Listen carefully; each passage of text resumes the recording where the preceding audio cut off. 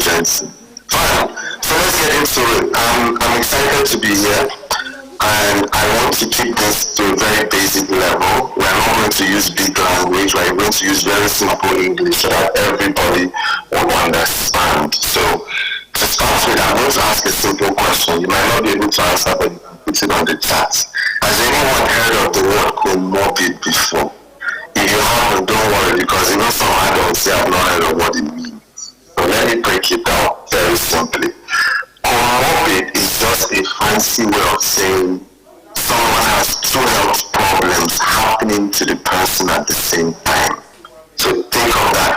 Two health problems happening to you or to that person at the same time. An example is if someone has a cold and a headache at the same time. Those are comorbid conditions. Or if someone has diabetes and high blood pressure, again, that is a comorbid situation. Now, when we talk about the comorbid relationship between gambling addiction and drug addiction, we're basically talking about the interrelationship between both, because from the research that we are seeing, about 30% of people, if not even more, that have gambling addiction also have substance abuse problems. In Nigeria, where we are seeing this connection with young people. And what also said is that not only is substance abuse increasing in Nigeria, with the news that NDLA comes out every week, you will notice one thing. It's becoming a drug hub where cartels are shipping out drugs to other regions, other countries. So within that illicitness, you would expect that there will be a ripple effect within our communities. And we are seeing it. Now, when we look at the demographics involved, we're looking at really young people, 18 to 24, as I said earlier, that are developing both gambling addiction and substance abuse problems. So let's get into it medically, how these things happen. Why is it that these two problems, gambling addiction and substance abuse, a little bit? To understand why gambling addiction and substance abuse often go together, we need to understand how our brains work, especially younger people. And we know this because we deal with quite a lot of young people. On a weekly basis, we handle over about 8,000 young people that come to our space discussions, that come to our WhatsApp groups. So we are able to ask questions, run surveys, speak with them in groups, speak with them individually, just to get to the bottom of the problem. So let's explain a little bit. You might be surprised to know this, but your brain doesn't fully mature until you're about 25 years old. So as somebody that is young, your brain is like a building that has not yet been finished. Your brain is like something that's still under construction. So practically, let me explain.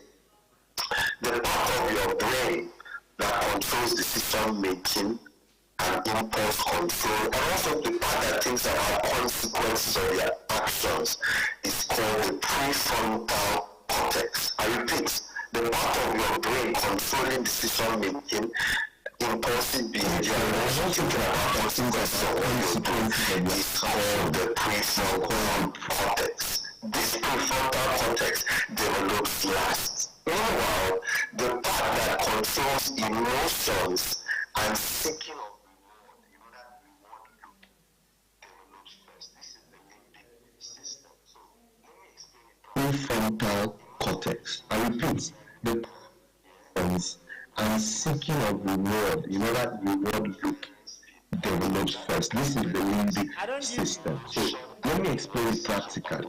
Imagine this. Imagine you're driving a car, where the gas pedal, the throttle, that you're firing speed. That gas pedal is the emotion and reward seeking part of the car. It works perfectly, right? So that's exactly what a young person's brain system is like. They have that, that emotions, reward seeking, thrill seeking is perfectly developed, but the brakes, which is ability to control your impulse, good judgment, is still developing. So you're basically a fast car going at speed, but without the ability to brake. Why is it then that you notice that with young people, they are more naturally likely to seek excitement? That is take risks, and physiologically that is for the exact same reason. Search this for after I finish this, you will understand it. So, how do this all link together? There's something called a reward system that comes in. In your brain, there's a chemical that makes you feel good when you experience something pleasurable. It's like your brain's way of saying, oh, that was so much fun, let's do it again, let's do it again. So the relationship between both gambling and drugs is one thing, that dopamine production. That dopamine production that you get, and listen carefully, you're on a gambling addiction high is the exact same thing that you get when you're taking lines of cocaine or heroin. I kid you not. They are both linked together by that dopamine. It is why when someone gambles, their brain releases this dopamine. It's when you're on a gambling releases this dopamine, they feel so excited, they feel so happy. You know, when someone uses drugs or alcohol, their brain also produces this same dopamine. Worry is that production is about 10 times the dopamine that your brain releases amount natural activities like maybe eating food or spending time with friends or exercise. So again, as part of the recovery that we teach members of our community, we tell them if you don't affect or that excessive you can do with exercise. Exercise is a fantastic way of weaning yourself away from both drug abuse and also gambling addiction, because you know why? Your brain produces that dopamine naturally when exercise. Now, over time, your brain is going to try and protect itself. Note itself, reducing the number of the simply means that the person has to gamble even more just to experience that thrill or that excitement. It's the same thing with drugs. You know, the person has to take even more of that drug to experience that first high. For drug users, it's something that they call a first high. That high that they get when they are taking the drug, either for the first time that day or maybe after a long break.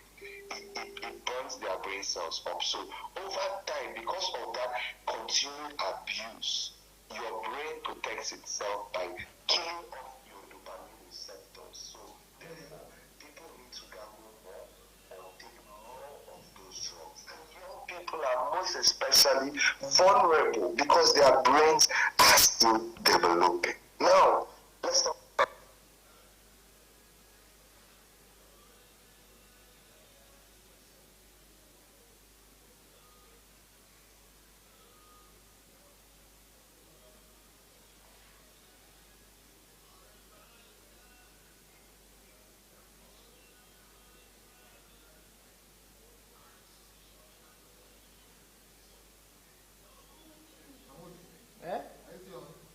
Absolutely right.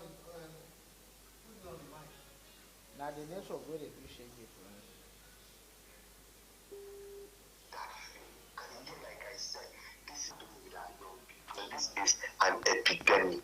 If you didn't know why, ask yourself, why are you seeing more and more gambling adverts? We are not against gambling because gambling is a perfectly legal activity in Nigeria. We are just saying there are no breaks. We're seeing adverts everywhere. It means that there's a huge demand. And I'll come to that a bit more. Here are some of the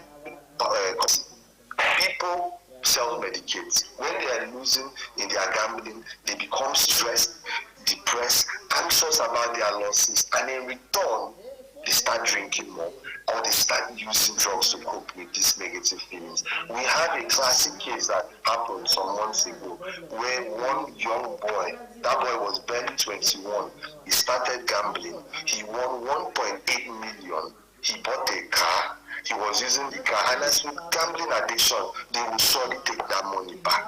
He lost that money that he used in buying a car. He sold his car, and the money that he sold his car for, he lost it. This boy spiraled into a very vicious cycle of depression. And in feeding that cycle of depression, he turned to tramadol. From tramadol, they then moved into some other substances, which I cannot name. And as a result of that depression, this boy took his life. This is not about someone said that and they said this is real stories coming from the community that we are working with. So you can easily see the linkage. Ask yourself again, why are you beginning to hear more stories of suicide linked to gambling addiction? Stories that you're hearing, I'm also telling you that there is an element of substance abuse involved, because substance abuse can amplify feelings. Moses. So somebody is depressed and he just lost 7 million naira. He takes cocaine, he takes something. That the letdown or the Bams, are you still a co-host? You are still a co-host too. Depressive behavior. When yeah. This person is thinking next. Suicide. I cannot count how many times we get messages in our inbox. Every single day, you can ask members of the group that are here. You will always hear someone say, I'm about to end it. Or we've seen that like thousands of times. And I'm telling you here that a lot of that is underlined by substance abuse. That is how these two things go together. Even when they are winning, right, and they're celebrating their win, they still also turn to drugs to make them feel better. And the same risk factors here are things like impulsivity, right? Sensation seeking that thrill of either the adrenaline rush or that dopamine hit of either winning or losing. And behind this is that difficulty to cope with the stress that comes with it. Now, is there wrong when helping? The answer is no.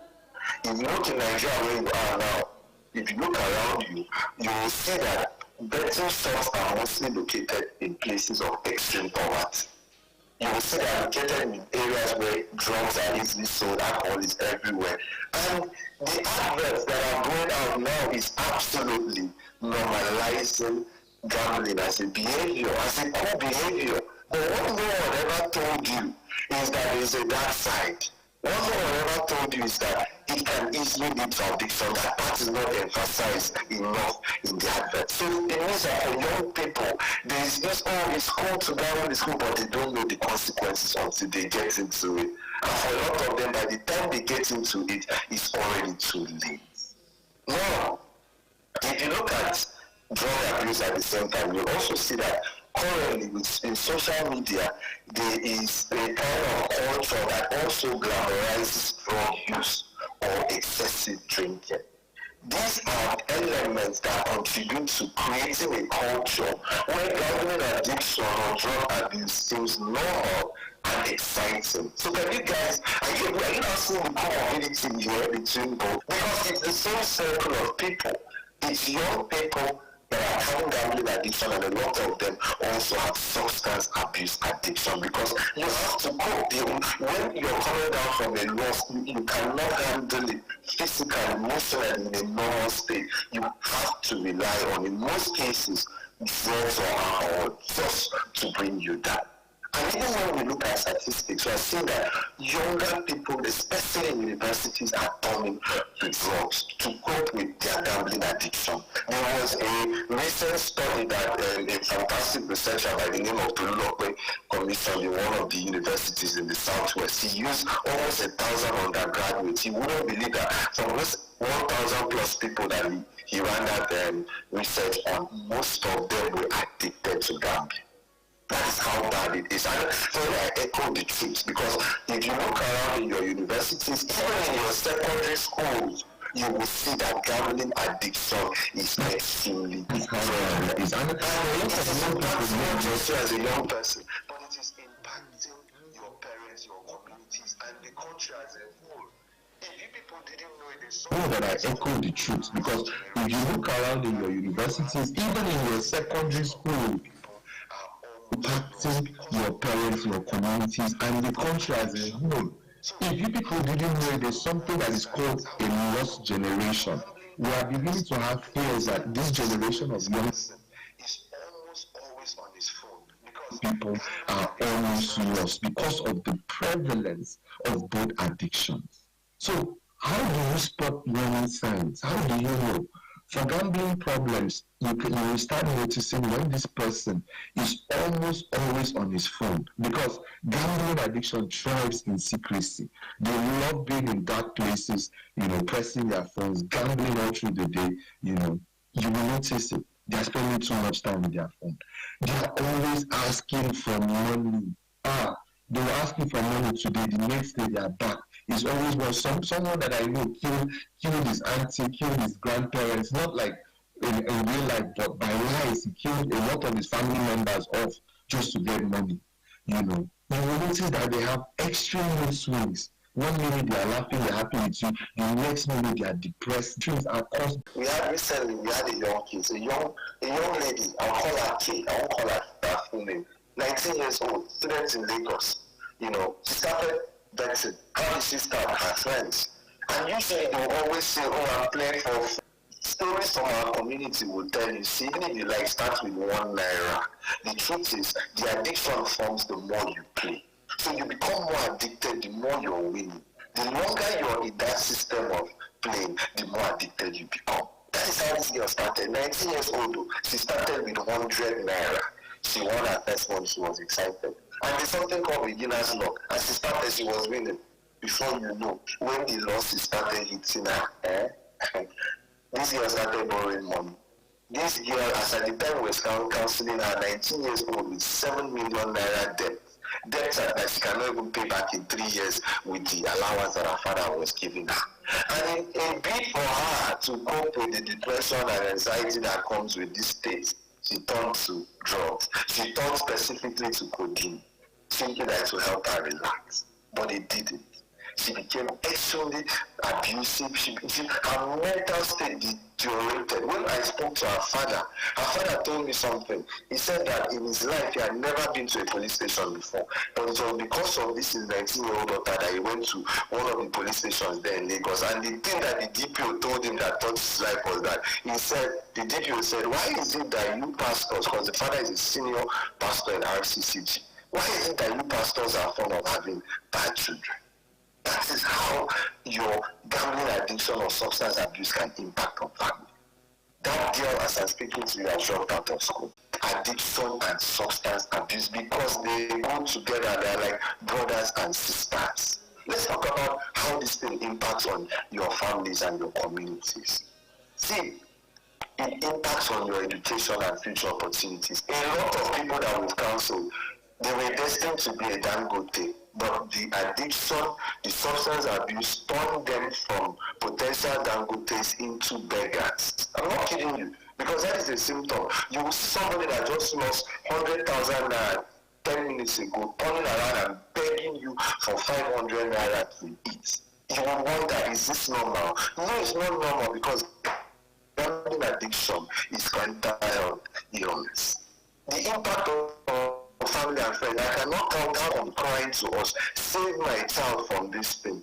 Mothers are, when there's a woman in the UK, she works Monday to Monday just to pay the debts that her son incurred from his gambling addiction. Praying for him. Whenever she comes back, she has more time. She's praying 5 hours. Imagine that. How can somebody turn his mother into that? A lot of them will never have the experience, of taking their parents or their mothers out, of treating their mother to a gift because of that addiction. It's bad or not. Both of these comorbid factors are sometimes driven by stress. So individuals are stressed out because of their financial situation. They are stressed out because of traumatic events in their life. What do? They pick up either of these addictions, or both of them. They rely on drugs just to ease that feeling. They want to fade away from reality. But you can't run from reality. You're part of reality. You must face reality at some point. But that is some of the drivers facing them. So to build a way from that, you have to find a healthy lifestyle that can help you.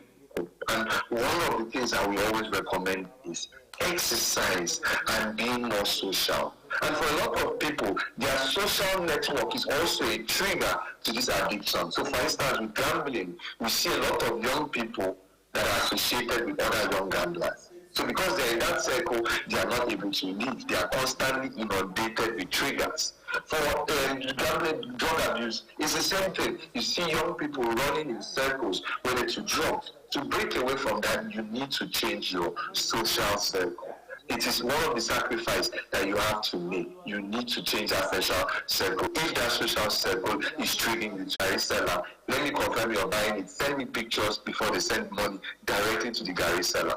That is how some families and friends are beginning to cope. 2, show concern. Let them know that you're worried. Provide them with help.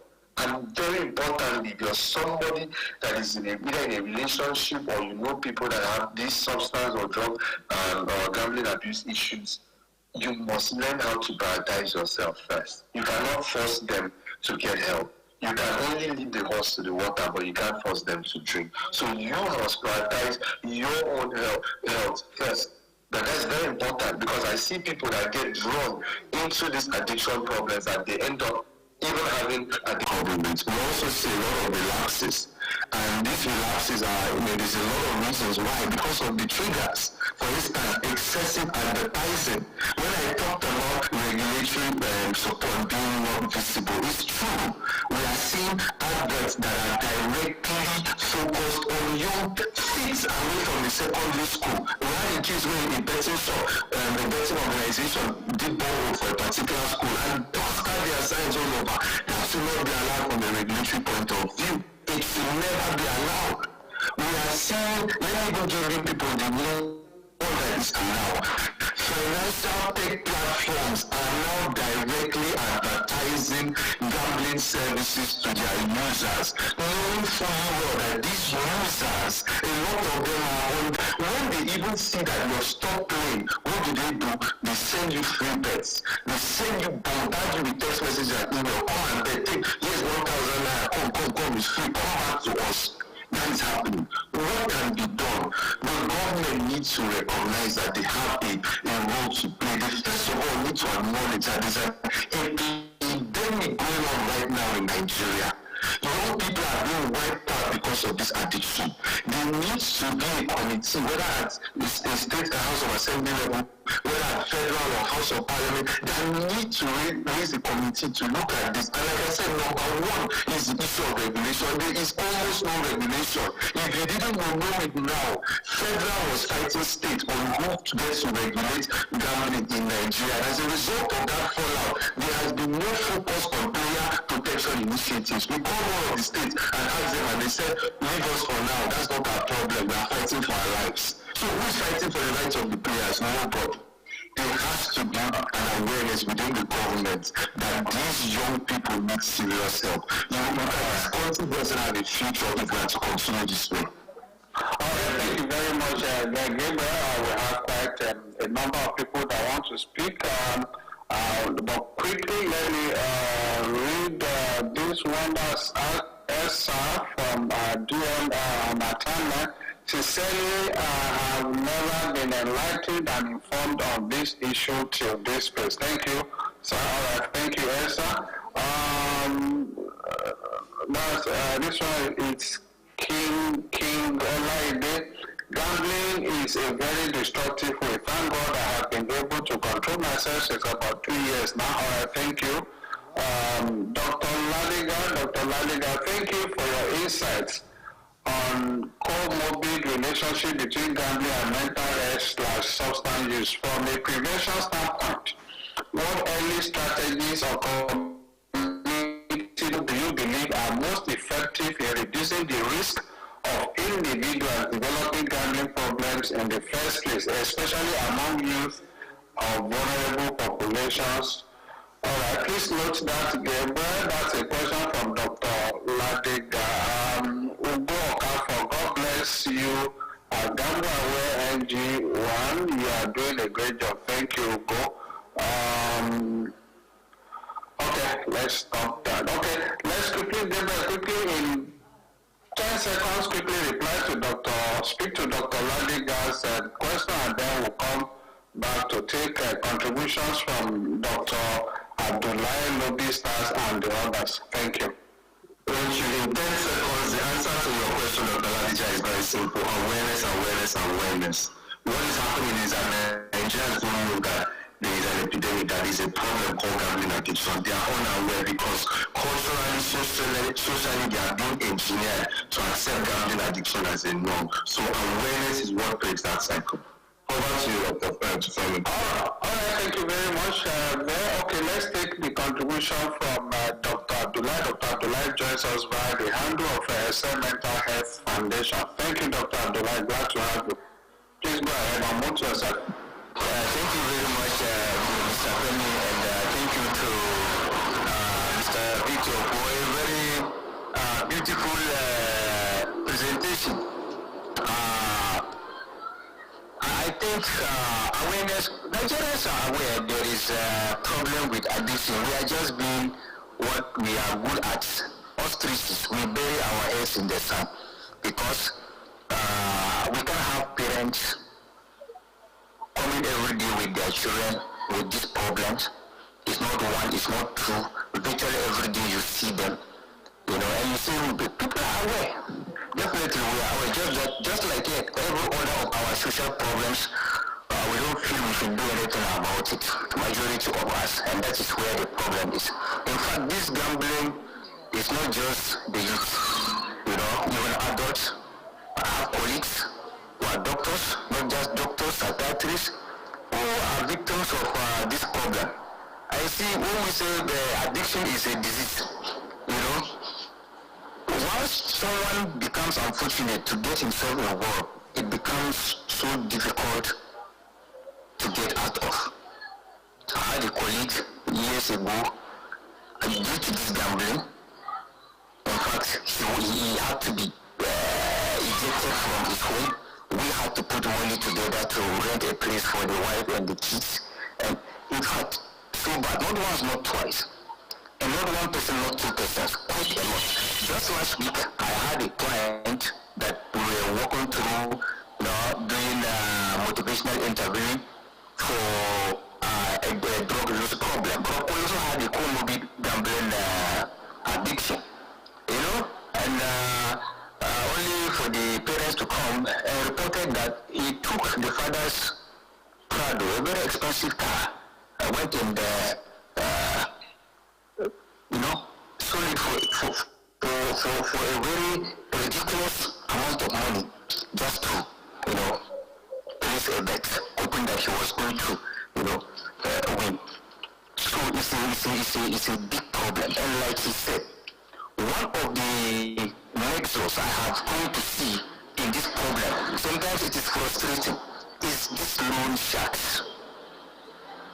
Is this loan sharks? Because no matter how indebted they are, they keep getting these loans. And they keep putting pressure on them to pay up. And they keep believing that, okay, if I wasn't lucky last time, maybe if I play this bet, I mean, this may just be my lucky moment. And then they keep going deeper and deeper. In fact, it's a rabbit hole. It's a hole that has no end. So, like he said, honestly, the biggest player that can make the difference, the biggest game changer here is the government. Without adequate regulation, honestly, this problem is going to persist. It is going to continue. And like you said, the problem is bigger than even the way he has painted it.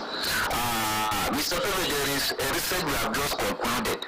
Screen addiction, and other problems, psychiatric morbidity among university students.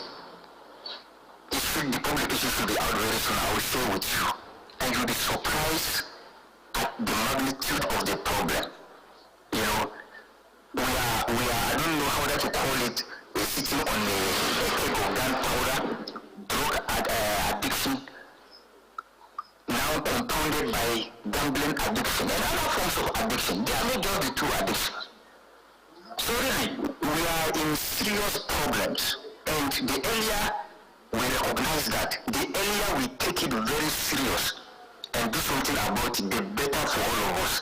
Because this country will be without future if the trend continues. If this trend continues, then there is no future for this country. From my experience, from what I have seen, honestly, it is scary. it is a very, very scary problem. Thank you for bringing this topic today, and thank you to the presenter for doing his homework and for presenting it in the best possible way he could have done. Thank you very much. Thank you very much, Dr. Abdullah. Always a pleasure to have you and to listen to you. Thank you very much. Okay, Gabriel, would you want to speak to that in 2 seconds so that we can take more contributions? So I have people dropping in messages. Please go ahead. I just want to thank you, Dr. Abdullah. You've done justice to what we're saying. Thank you so much. And I will be very glad to get a hand on that research that was done. Again, maybe we can speak later, but thank you for echoing it, because it is absolutely a massive problem that not enough people are talking about. Thank you. My pleasure.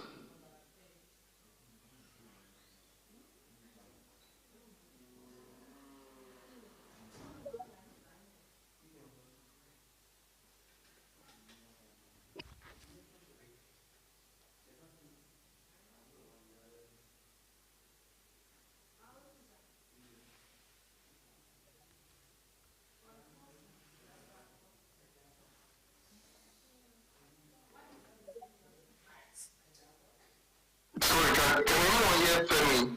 I don't know if it's just me, or... Yeah, I think it's a general problem. I can't hear him either.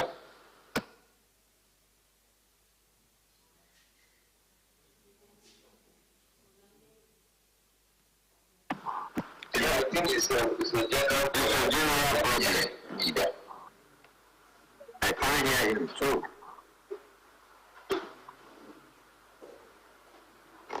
Okay, while I'm just waiting for Dr. Abdullah, I just want to speak to that point you made on the nexus being loan sharks. Absolutely, and I couldn't agree more. That is the number one reason.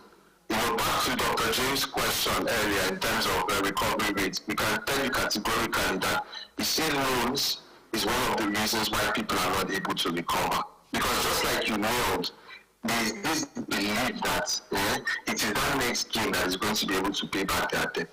So they go in with everything. That you will see somebody that was owing 100,000 naira, he finds 10,000 naira. Instead of him to use that 10,000 and pay towards it and owe 90,000, he uses the 10,000, tries to bet, it doesn't work out, he goes in with more money. Before the end of the day, he's now owing 1.3 million when he was owing 100,000. Do you know the level of suicidal tendencies that comes with being in that situation? We are seeing this every single day.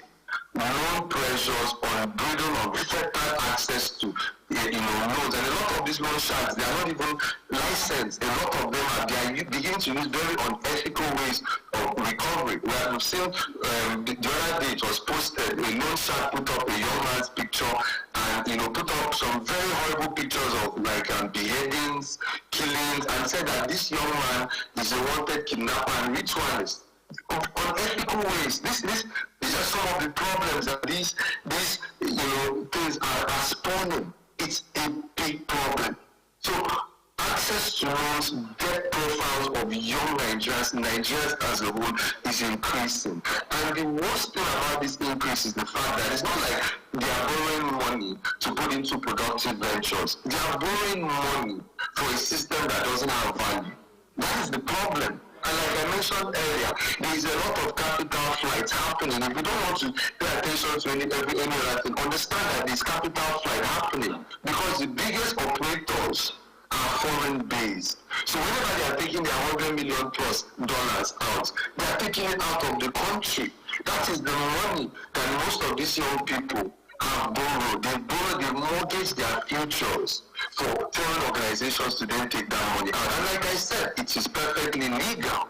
But it is the reason why the government needs to understand that those stipends, that crumbs that you're picking as taxes, as levies, is nothing compared to the problem that it is creating. You need to address this problem. If you don't know how to address this problem, there are experts on ground. Address the problem. The stakeholders, bring these stakeholders together. Let them tell you what the problem is. Bring the medical world together. Academia, stakeholders, regulators, operators, bring them and say, you know there is a problem. What are you doing about the problem? And it's so bad that even these operators are not even offering any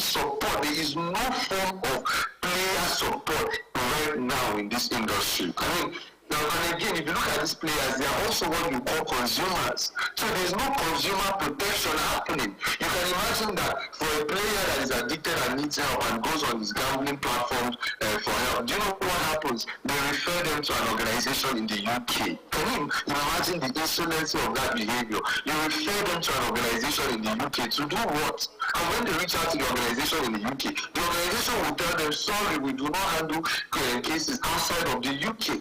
So you basically set them on a fool's errand. A lot of them don't even carry localized support. There's gamble pauses, there's us, they don't even have localized support for these players. If the player was to pick up the phone and make a call and say, I need help on gambling addiction, in fact, we did it one time, and you know what they told us? Oh, Google, just make a Google search on mental health clinics around you. We called the other time, the person that answered was in India. We called another time, the person that answered was in Seychelles. It's a problem. Tell me, are you back? Sorry.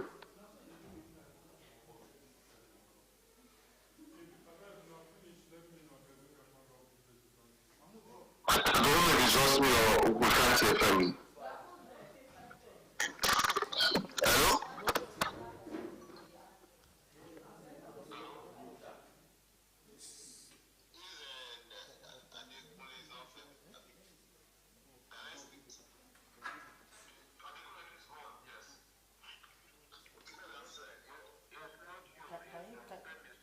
Yes, he's having a network issue. If you can hear me, please. Please. Conversation, most likely we will be bringing another government agency involved in the regular Gamble Aware, Lobby Stars, and Gamble Pulse, a number of people. I'm sure we'll fix that out very soon. But quickly, let's take, okay, Michael, quickly, in 5 seconds. Michael, go ahead. Okay, if Michael is not ready, we have to wrap it up. Unfortunately, we have quite a lot of messages in our DM, but we try not to hold people down on a Friday evening like this. So let's invite Gabriel to give his closing remarks. Thank you very much, Gabriel. Thank you so much, Femi. I want to just close by appreciating the work that you're doing. Appreciating my colleagues here, Lobby Stars, Gamble Pulse, appreciating members of our community that